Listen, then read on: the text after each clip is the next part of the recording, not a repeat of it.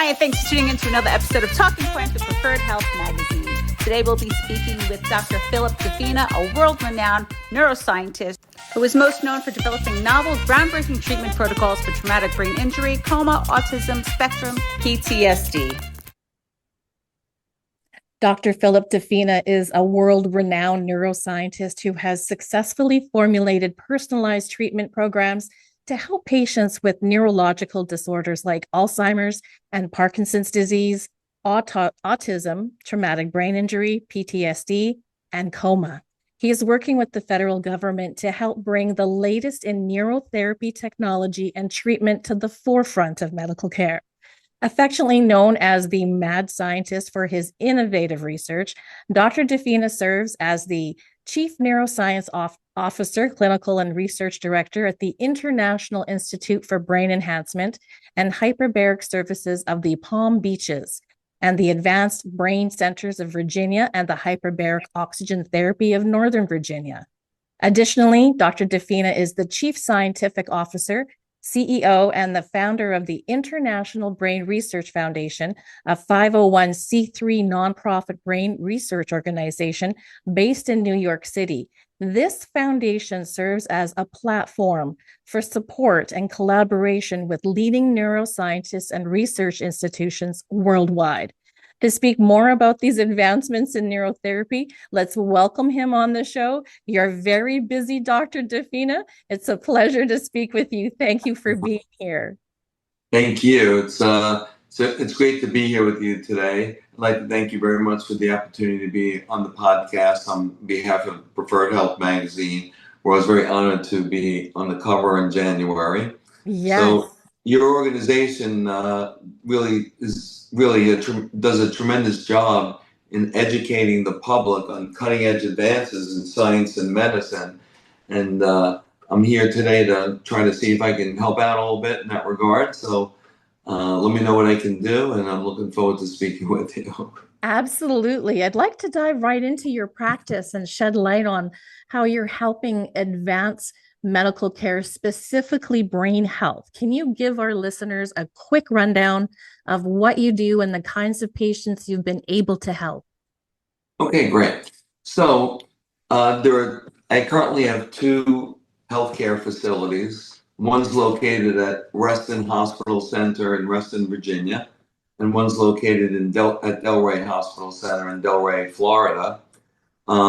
So at these facilities, I have a team of integrated specialists from the brain group, which we'll talk about first, includes neurologists, psychiatrists, neuropsychiatrists, neuropsychologists, neurophysiologists, and then we also have various other individuals that are part of the team. Clinical social workers, the internal medicine docs that are part of the group are involved with functional integrative medicine as it relates to brain functions as well. So we integrate this team of all these docs. I'm sort of like the maestro of the orchestra that runs things and oversees things, but they're treated individually by this, integrated group of MDs and PhDs and nurses and technicians. And what makes it's a group, so everybody's working together with the patient. Exactly. Yeah. Exactly. I'm a military guy, and it's all teamwork.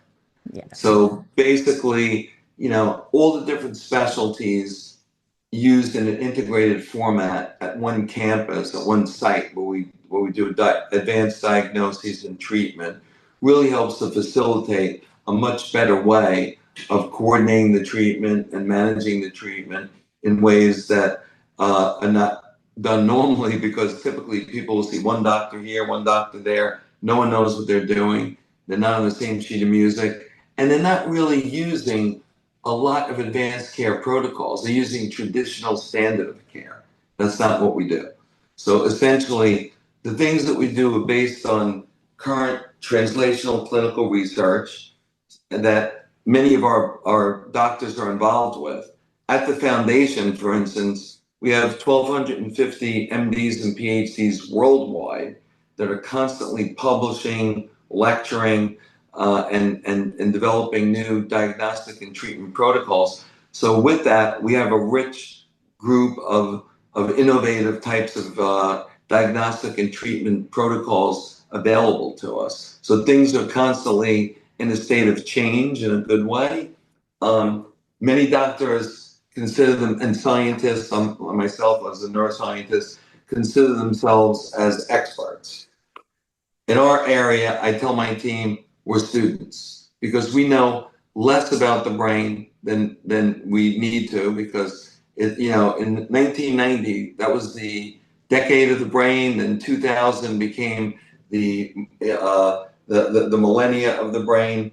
But yet, although we know so much about the brain, it's minuscule to what we could know in the future about the brain because it's so complex. So we consider ourselves students of the brain, constantly learning from our patients, from the literature, from the research that we're engaged in. And this is an ongoing process. And it's exciting because every day we learn new things, and all the types of advanced protocols we use in the different categories like Parkinson's, Alzheimer's, coma, etc., have really demonstrated significant efficacy and safety beyond the standard care of treatment. Well, your practices also combine the latest technological interventions and treatment protocols for better metabolic functions, cell regeneration, inflammation reduction, and brain electrical signaling reworking. It sounds like all of us over 50 can probably use a little tweaking, but can you tell us why these treatments for reducing inflammation and having better metabolic function are important? Absolutely, absolutely. And, with regard, I'm just trying to take my phone off here because people are trying to reach me. Sorry about that. No worries. So with with inflammatory processes and metabolic functions, we need to include all these different categories when understanding, the brain and any other type of disorder, because essentially inflammation is present due to stress. Inflammation is present, due to poor diet and nutrition. Inflammation is present due to aging, and most disease processes are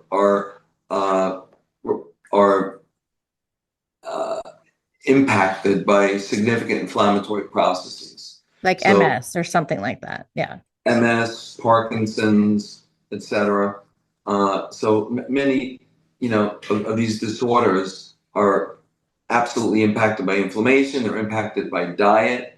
They're impacted by sleep. They're impacted by lack of exercise, and being able to integrate all of those components and understand the necessity of having those components done properly in your life is really an important component. And the one thing I think is, like the whole field of epigenetics, the, study of heritable changes in gene expression without altering DNA sequences, offers valuable insights into how environmental factors and lifestyle choices impact health and disease, potentially leading to personalized healthcare and targeted therapies. So, is that the mapping? So no, the epigenetics is one component. It's genetic mapping, yes. Okay, yes. And then okay. we do, so I'm going to get into that first. And I'm going to talk about the electrical mapping we do, which is something that's done on all of our patients. So epigenetics is helpful in understanding disease mechanisms. So we do in-depth genetic assessments on individuals. It gives you good insights into environmental influences. The epigenetics helps explain how environmental factors like diet, stress, inflammation, exposure to toxins can influence the gene expression and contributes to the development of disease, even in advanced stages of genetic mutation. So the the understanding of these disease mechanisms from a genetic perspective using the epigenetic model is really a component of what is necessary in formulating appropriate diagnostic and treatment protocols. The disease risk assessment, the epigenetic modification can serve as biomarkers for disease risk. So it allows early detection and intervention and understanding those processes. So we want to understand our family history, we want to understand the genetic makeup of the individual and look at these various factors. So by understanding how epigenetic changes differ between individuals, healthcare providers can tailor treatments and interventions that better suit each of the patient's individualized needs. So it's so focused. Right, exactly. And then through that, we developed new therapies and strategies of how to integrate multiple therapies simultaneously. And that's what our centers are known for. We use multimodal treatment protocols as opposed to one type of treatment because there's no magic pill that solves the problem. And speaking of pills, by the way, most medicine and healthcare is driven through pharmaceutical treatment. And Right. in the practices that I run and own, the physicians in those practices utilize very little pharmaceutical intervention, only as necessary. So that's not the first source. It's probably the last source of adding to the protocol, so that we're not looking for a drug to mask or reduce symptoms, and we're looking for a process to help reduce the disease or eliminate aspects of the disease to optimize the individual's function and to give them a better quality of life. And long-term use of medication basically reduces the efficacy and also increases the side effect. And if you look at any advertisement for a drug, it's one big disclaimer about all of the different side effects that they try to distract you from, which are significant. And oftentimes patients won't continue on a treatment regimen because of the side effects. So you don't have good responses due to the medication not being as effective as they should be. And also the doctors are not aware that the patient's not even abiding by the treatment protocol because they've either not taken the medicine or they're reducing it or doing something because the medication's not working properly. And then what happens is they add on multiple medications, which even complicate the side effects greater than that. So what we do is there was reverse problem solving. We look at electrical and magnetic systems as well as chemical. So for instance, we do electrical mapping of the brain, magnetic mapping, we do chemical mapping, and then we try to understand which electrical and magnetic treatment protocols and various kinds of chemical protocols, but rather than using a drug, we can use nutraceuticals, we can use peptides, we can do IV infusions, which would have a better long-term effect in most of these cases than just taking a traditional medication.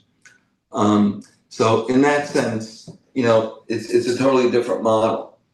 It's very interesting because in the 1950s, when they interviewed Albert Einstein at Princeton, when he was a professor in physics there, they said, Dr. Einstein, Professor Einstein, in the future, how do you think medicine and healthcare will change in relation to the laws of physics and the principles of physics and mathematics?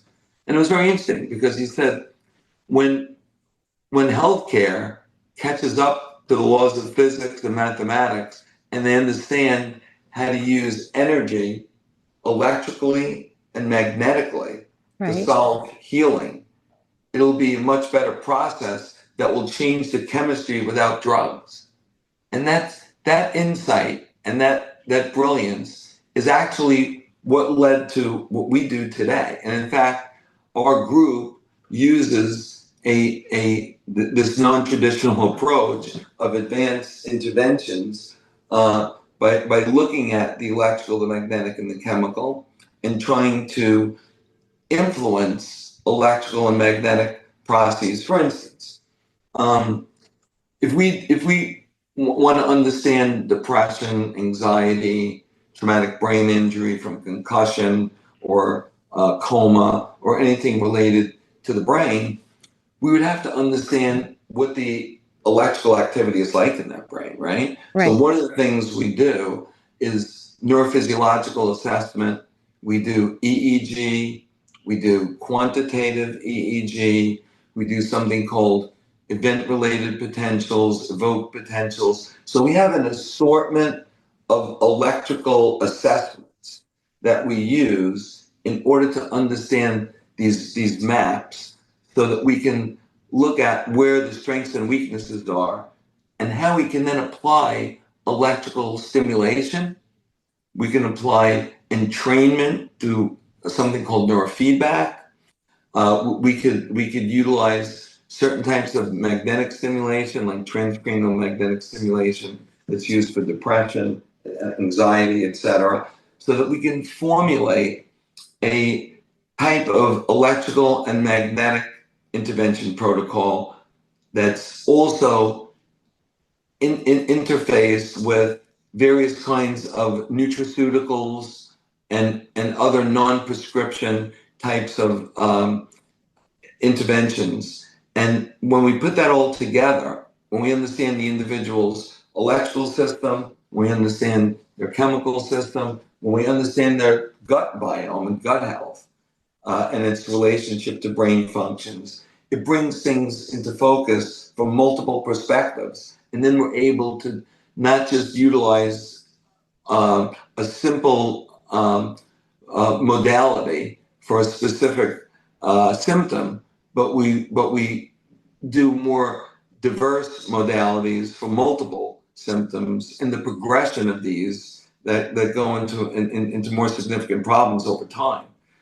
And also, when we do things like brain mapping, electrical brain mapping through QEEG, and various other types of things, when a neuropsychologist do neuropsychological testing to understand memory and executive functions, planning, organizing, attention mechanisms in the brain, in addition to motor, sensory functions. Once we have a better understanding of that individual's levels of functioning, from neuropsychological testing, from electrical brain mapping, it gives us insight into how that brain is at that particular time. And it also gives us information about predicting future issues in relation to the brain. For instance, we can predict onset of problems that have to do with changes in the vascular functions, the onset of dementia, etc., in advance of those disorders actually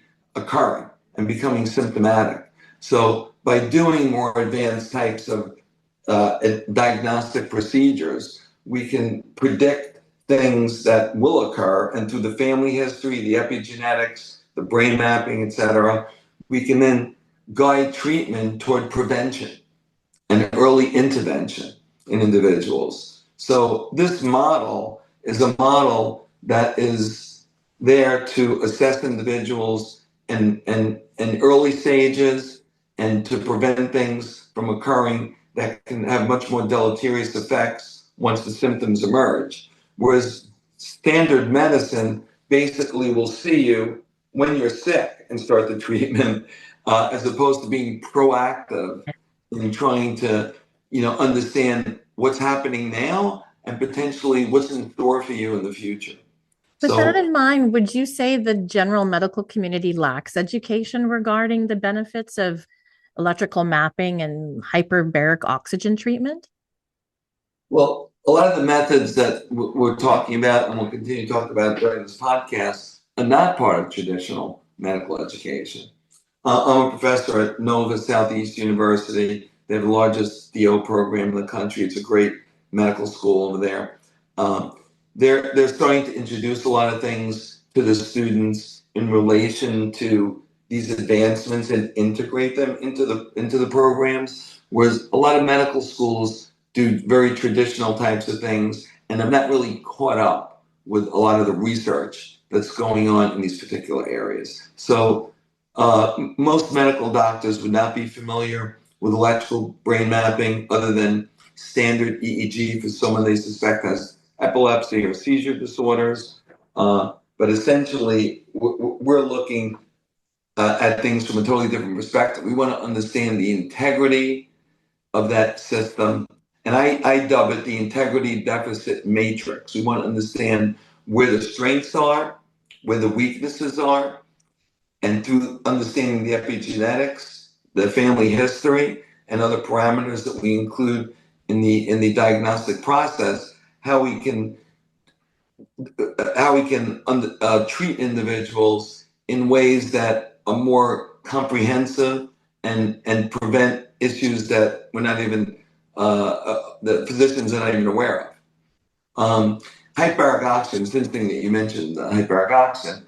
So there are 14 diagnostic conditions, none of which include the brain for hyperbaric oxygen, that are referred to by physicians. Right. But very few physicians actually refer these patients. Diabetic types of sores and the effects of radiation, et cetera, are part of the diagnostic conditions that hyperbaric is approved for.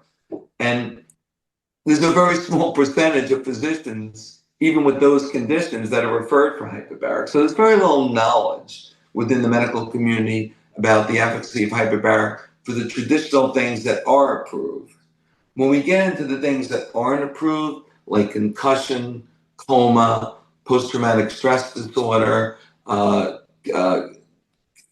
various kinds of lesions to the brain, et cetera, MS, Parkinson's, Alzheimer's, the use of hyperbaric oxygen therapy as part of a comprehensive protocol has been very efficacious in treating these individuals. So it's really important for the medical community to be trained in this, to understand this, and to be able to facilitate, doing this. I think in the current administration, there's a big drive now toward developing novel ways of bringing in new techniques, and that's why Robert Kennedy was brought in, essentially, to bring in all of the additional types of treatment protocols, which are not part of standard medicine, and being able to show how they can be utilized in ways that are much more efficacious and less detrimental in relation to their main effect and exaggerated side effects. So I think that, political change needs to take place. Also educational change needs to take place at medical schools and PhD programs, because if things are not promoted through insurance or through the standard practice of medicine, most patients are even not even aware of the existence of these various modalities, and they don't have an opportunity to benefit from them. They don't have an option. Right. And when they do become aware, then they realize that the physicians are not in support of it because they're not knowledgeable about it. And oftentimes they say, that's not how we practice medicine.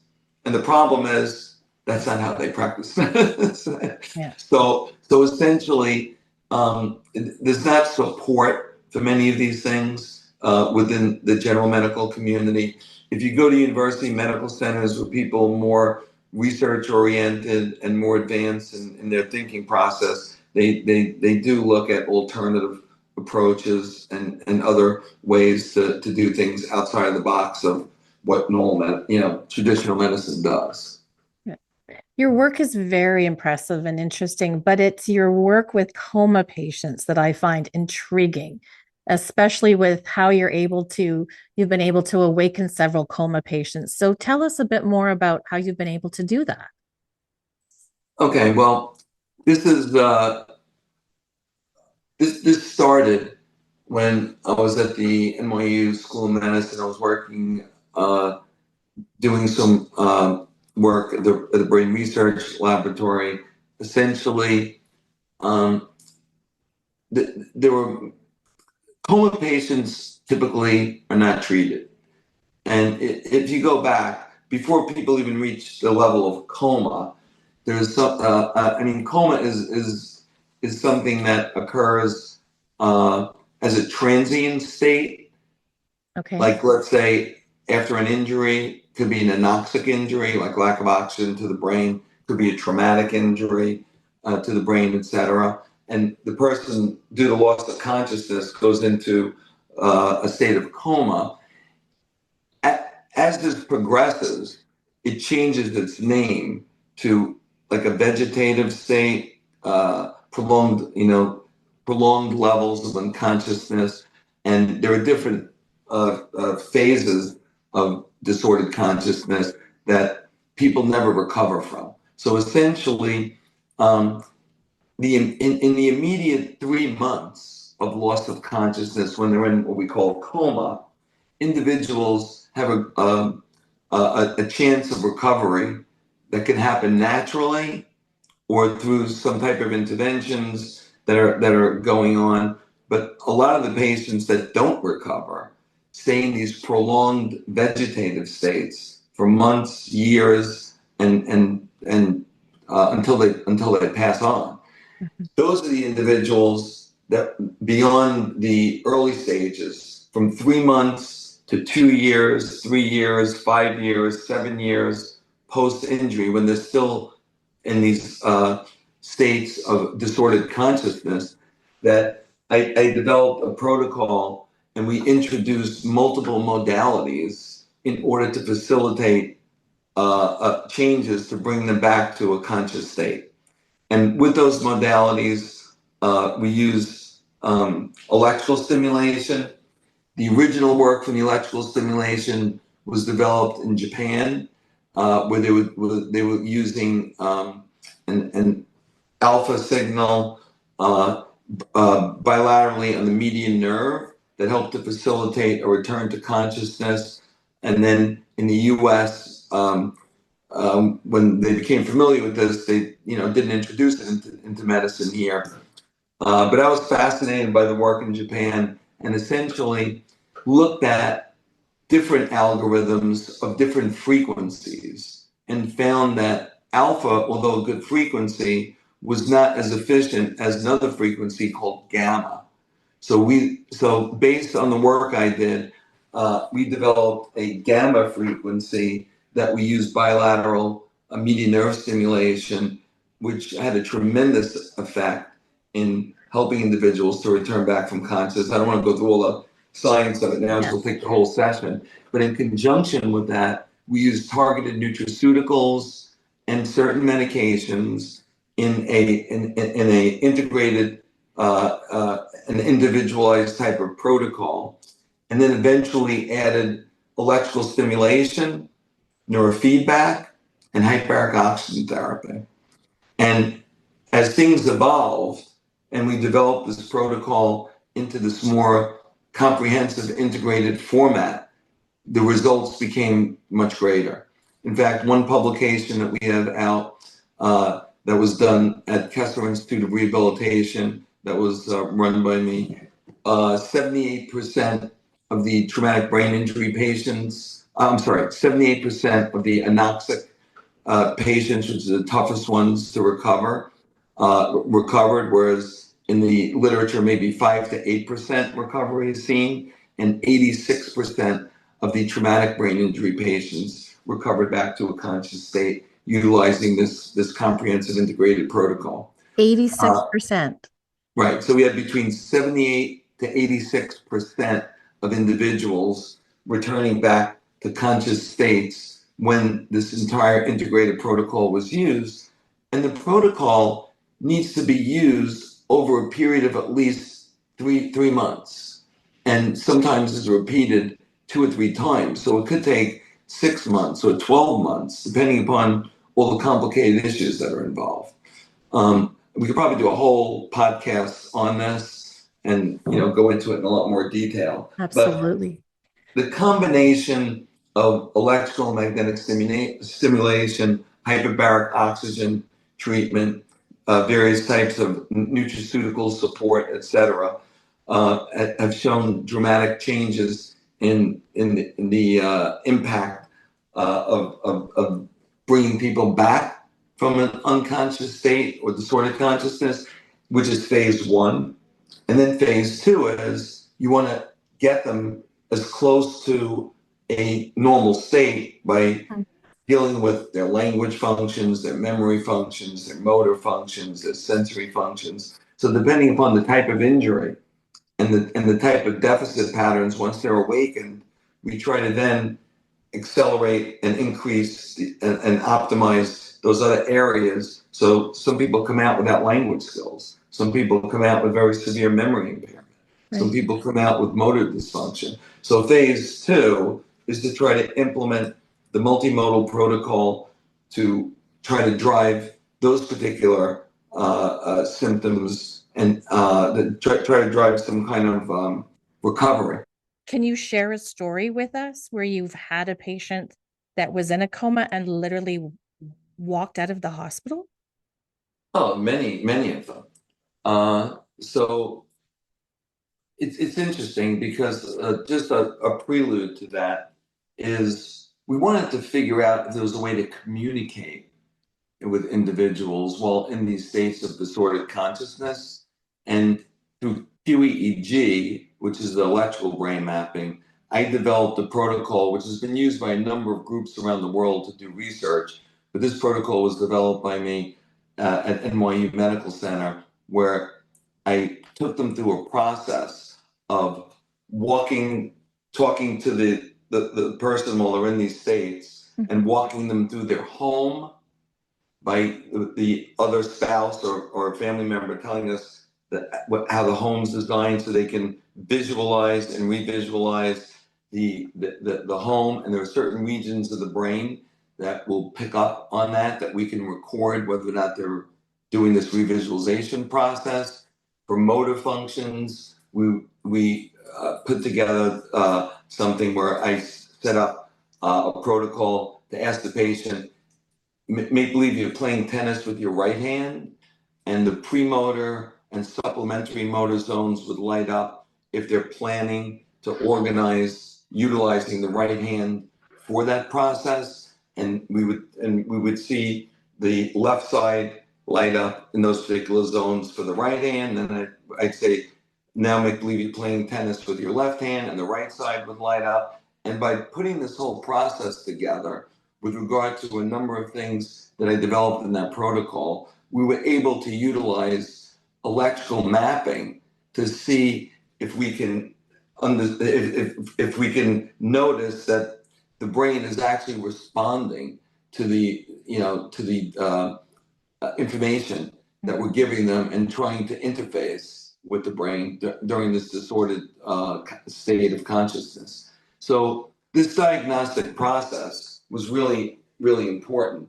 And we've had a number of patients. There were so many, from little children through, and many of them got a lot of coverage on TV. There was a famous case of a boy in New Jersey that was hit in the chest with a baseball, and it's called commotio cordis, and he was in a vegetative state, and said he had zero probability of recovery. Not only did he recover, but went back to school and has done tremendously over the years. The New York Yankees were following that case because it was a baseball-related incident in New York, in New Jersey, and he was a big Yankee fan. And basically, A-Rod was involved in the case, and was the Yankees were involved in the hospital and supporting the family. And the doctors told them to sort of get lost because this boy had no chance of recovery. I had gotten involved later on because my daughter was in high school at the time, read about this boy, and pushed me to get out there, try to see if we can help him. And as a result of our protocol, we were able to awaken him. And I wound up getting a call from the New York Yankees, and Alex Rodriguez invited me to Yankee Stadium on rehabilitation night to honor me and the group of docs that were involved for awakening him and having him at home. Wow. So another case in New York that's very well known is a police officer who's currently on the Nassau County Police Department. He was writing a ticket for a drunken driver on the Long Island Expressway in his police car and was hit by a second drunken driver. Had a very severe brain injury, was in a vegetative state for a prolonged period of time, and the hospital on Long Island said he had zero probability of recovery and was brain dead. We got involved, we evaluated him. Our data showed that it was different and that he had a probability of potentially recovering, because we never like to, we like to, underpromise and overproduce. Yes. Basically to say he'd be a good candidate for this research protocol. And as a result, the family did get him involved against the advice of the neurosurgeon that said this is ridiculous. And he's currently back on the Nassau County Police Department. And last week got a major award. He's a detective back at work at Nassau County Police Department, still on the job. So these cases are really incredible. They're fulfilling because these individuals essentially would have no probability of recovery. And not only did we awaken them, but we got them back into the world again to be able to go back to school in the case of the little boy, and this individual get back to police work. And back to work. We have a number of cases like this, many cases worldwide that we've been involved with. And it's interesting because when the doctors that are involved initially tell the family there's zero probability of recovery, don't waste your time and energy to do anything like this. After the awakenings occur and the individuals are cognitively intact to be able to work again. We had one guy who, although he had significant motor difficulties as a result of his recovery, was able to go to law school and become a lawyer and is very happy with his life. But the doctors tell them, don't do this, it's never going to work, it's zero probability of recovery. And when in fact they do awaken and they do progress to a point where they're functional again, what the doctors say when the family returns them and said, hey, look what happened to my family member, they say it's a fluke. So we have hundreds of flukes at this point, I will tell you that. Absolutely. Now, you are a third-generation military veteran. You Correct. served as a U.S. Army soldier, as a special agent in counterintelligence, and supported counterterrorism and special ops with the Department of Defense. How have those experiences lent themselves to your career and the Save a Soldier Sailor project, the veterans program offered at your facility? Thank you for asking that. My grandfather was in the military. My dad, grandfather's in the Navy. My father was in the Marines. In fact, he just passed away. My father this last year, 96-year-old World War II veteran. I was in the military, and my daughter currently is on active duty as a captain, and her husband is also a military pilot as well. So our family is very involved with the military. A little trivia data for you. Only 1% of our population serves in the U.S. military. Wow. And unfortunately, because of the significance in the level of injuries that occur from exposure to toxins, traumatic brain injury, post-traumatic stress disorder, there's very little outside of traditional medication that's used. And the suicide rate, they say, is 22 a day, but it's really more like 40 or 50 a day. The way they do the statistics is really not accurate, which is a very sad situation. So I set up a program that's free for all military personnel. It's 1 month long, where they're either at the Virginia or Florida facility. It's 6 hours a day, 5 days a week.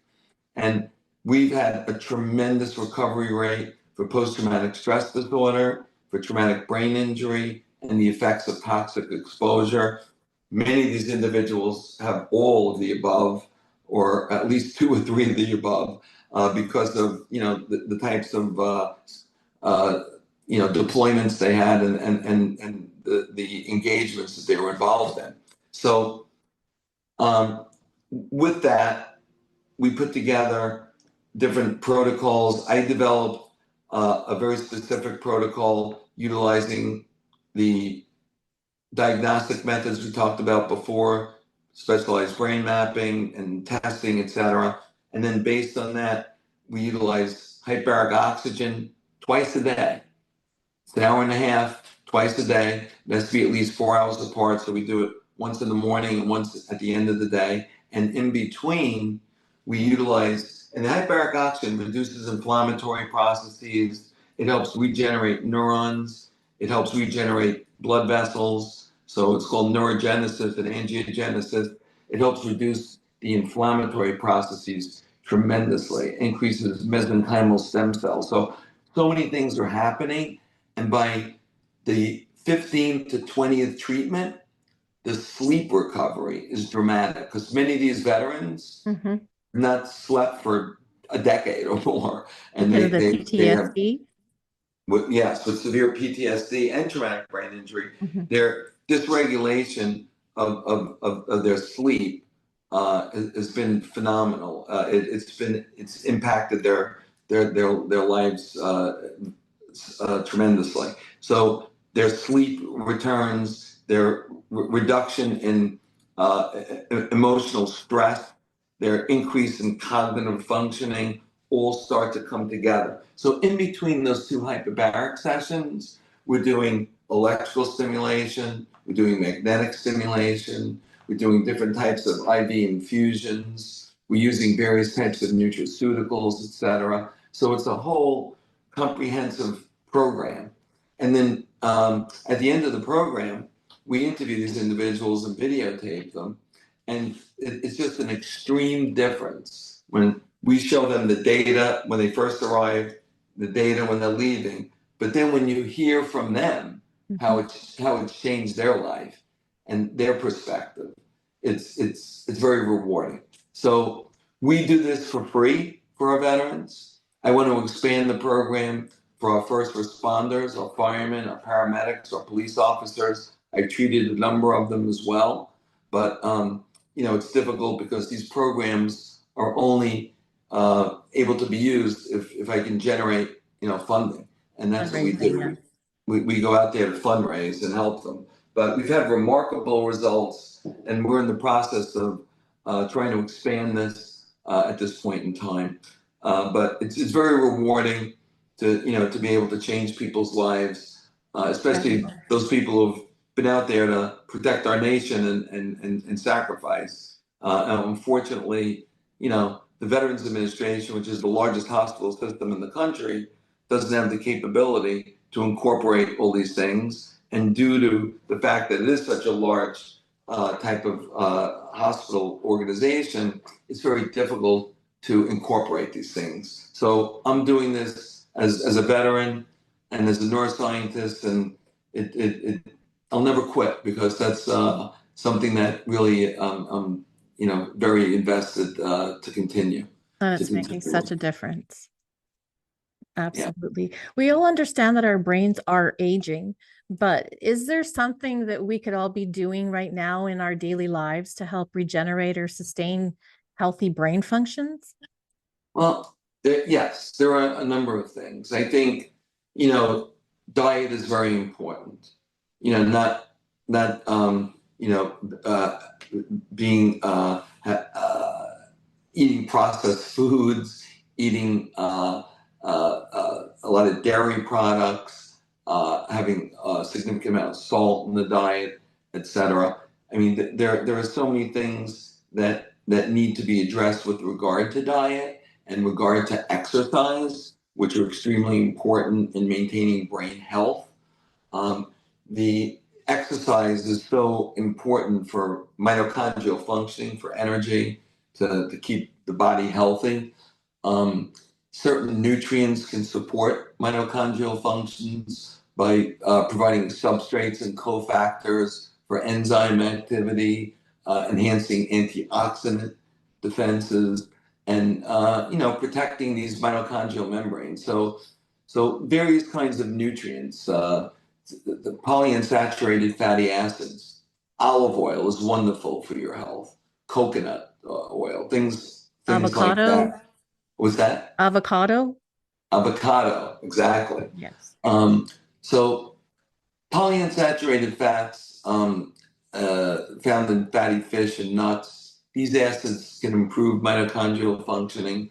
High polyphenol content in good olive oil is tremendous for brain health, and whatever's good for the brain is good for the heart. The brain's a very vascular organ, and for your whole body. Uh, Chlorogenic acid found in apples, coffee. This phytochemical helps maintain mitochondrial biogenesis. So you have various kinds of fruits and vegetables that need to be, in the diet, berries and various types of fruits, which we can go into much more detail, are extremely important. Something called delphinidin, which is found in red wine and berries, is a nutrient that's linked to restoring mitochondrial DNA content. Mm-hmm. So, the diet is very important. Lycopene, found in red fruits and vegetables, watermelon, tomatoes, and it's been associated with improving mitochondrial function. So, being able to have good dietary types of a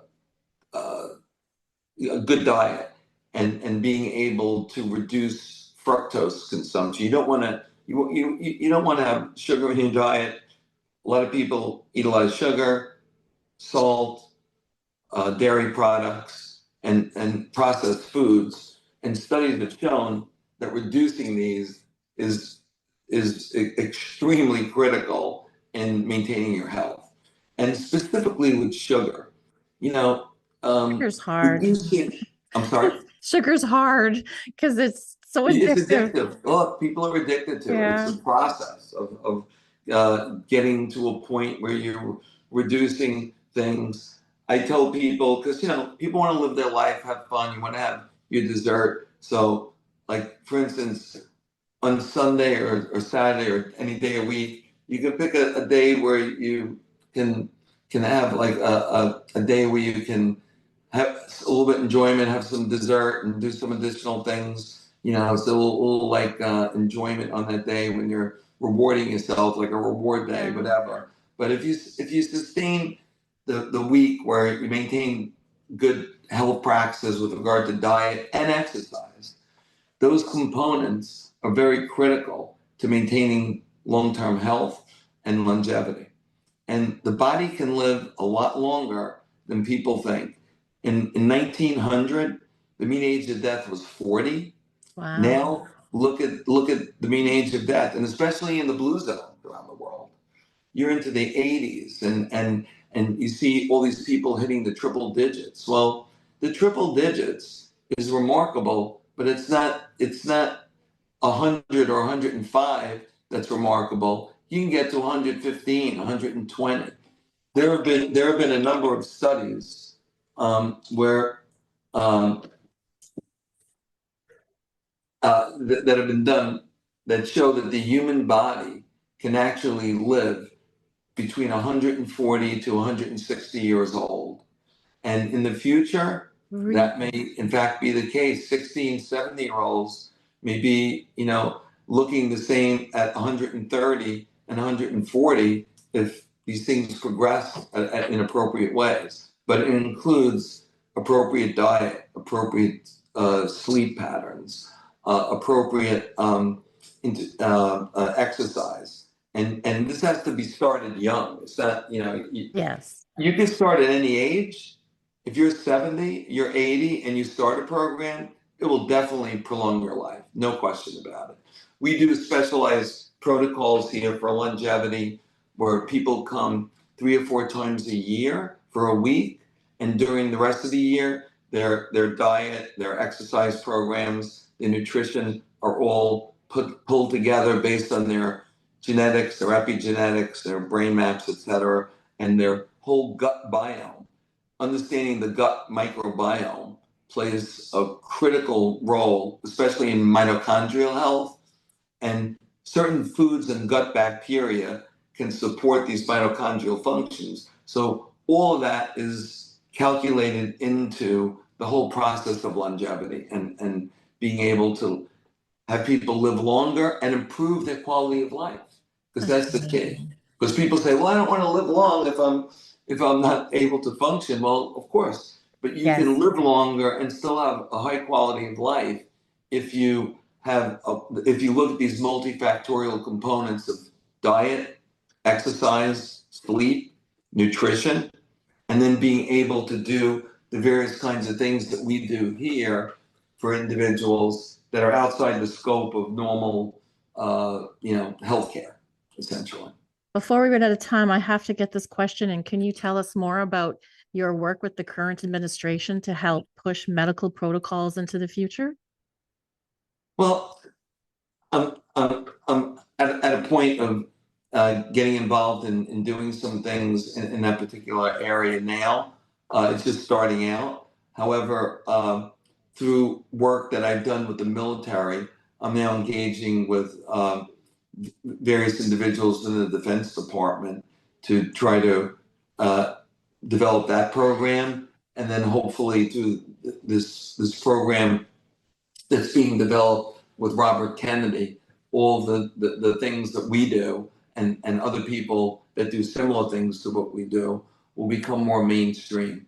And this administration is working toward that goal and trying to take the things that are available and use successfully, but not permitted due to FDA regulation, due to various other kinds of things where it's not part of the educational system within medical schools and et cetera, to be able to introduce this to the general public and make increased awareness, increased educational programs, and actually allow things to be done legally in the US is what the administration is looking to do. So for stem cells and exosomes and peptides and the use of hyperbaric oxygen, other things that are in place but not utilized or available to people, that they will become more available, and insurance carriers will then be permitted to use them and push to do that, because basically the pharmaceutical companies and the insurance industry run our healthcare, not doctors. So it needs to get back to a healthcare driven system where the medical community is flying the plane, as opposed to pharmaceutical company and the co-pilot, the FDA and the pharmaceutical company, or the insurance company and the pharmaceutical company are flying the plane. So with those changes, I think administratively and legally and politically, a lot of these things will be allowed. They'll be available to the general public because the insurance carriers will then be forced to recognize and support those. So I think that that's the direction that things are moving, and hopefully in the next 4 years we'll see some changes with that. Well, and we wanted to, you mentioned this at the beginning, but we wanted to congratulate you again on your cover in Preferred Health magazine. We have received such a positive response to your interview and all the work you've been doing. So we just want to say thank you very much for taking the time to speak with us today. It was such a pleasure. You're very welcome. So, and I'm very honored to be here. So just remember, Nancy, stimulate your mitochondrial functions. Exercise is really important. You look great. You look like you're in great shape.